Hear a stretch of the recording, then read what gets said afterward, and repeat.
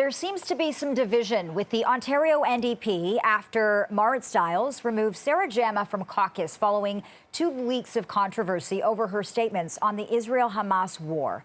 Just this week, NDP MPP Jill Andrew posted on social media that she expressed concerns to leadership and fellow caucus members.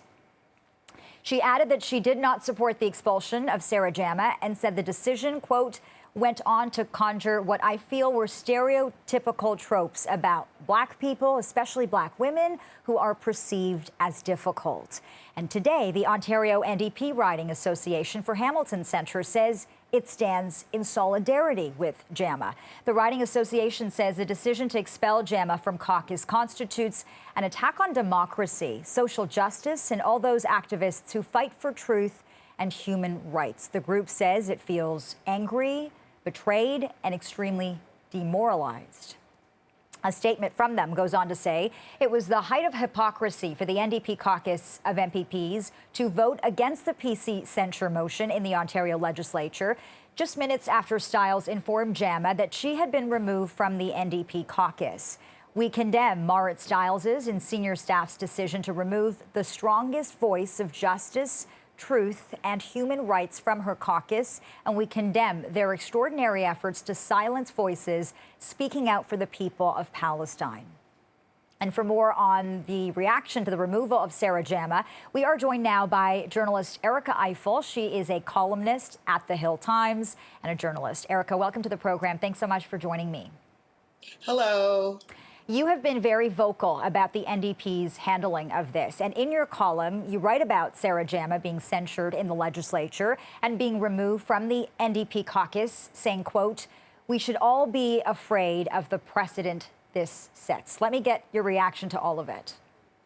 I think what I was basically saying is that this is a precedent that is an attack on democracy. And if we step back and look at the bigger picture of what has happened in this country in the last 3 years, we've had provincial governments introduce motions that use the notwithstanding clause to remove rights for marginalized communities. You think of Bill 21 in Quebec, Bill 96 in Quebec. I believe the Ford government itself has introduced motions supporting the notwithstanding clause 3 times, and Saskatchewan has done the same to support their anti-trans policies.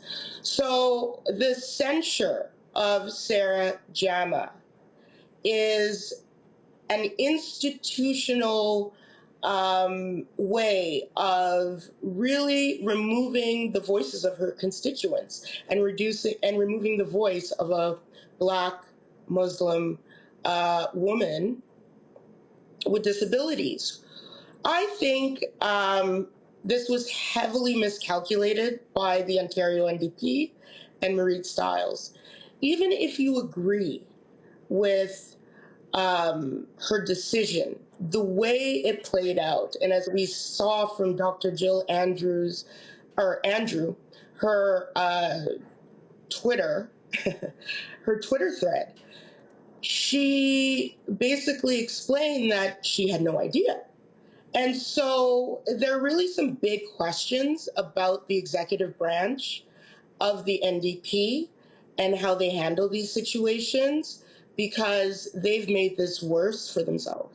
Let me pick up on that, because there are people, including those from the Jewish community, who support Sarah Jama being expelled from the party. Some within the party also say this should have happened sooner. And then there are people, as you note, within the party, like Jill Andrew and Matthew Green, who are openly speaking out against the provincial NDP now. This seems to be a party that's very divided. First of all, are you surprised that it is divided after what happened? No, this has been a problem with the NDP, within NDP ranks, especially federally, for years. I'm surprised that they haven't figured out how to message on this issue, since it's been a problem. And where does it go from here now? What does Marit Styles do to make all of this try and go away, or to try and unite her party? I don't know, to be honest.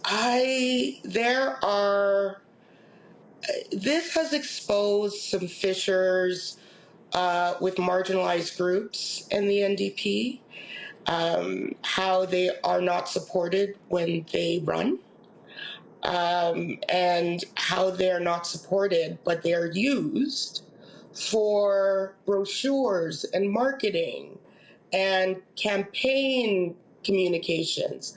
I believe I've seen Sarah Jama on a couple of NDP brochures or something, or digital campaigns or something like that.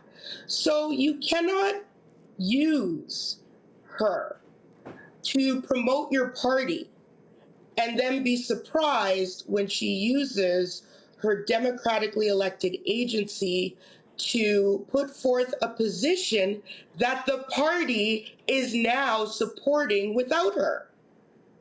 I saw Joel Harden yesterday basically repeat the position of Sarah Jama, and he was praised for it. I would like to know what the difference is. Okay. We're going to have to leave it there. Erica Eiffel, columnist at the Hill Times. It's been good to chat with you. Thank you so much for your perspective, Erica.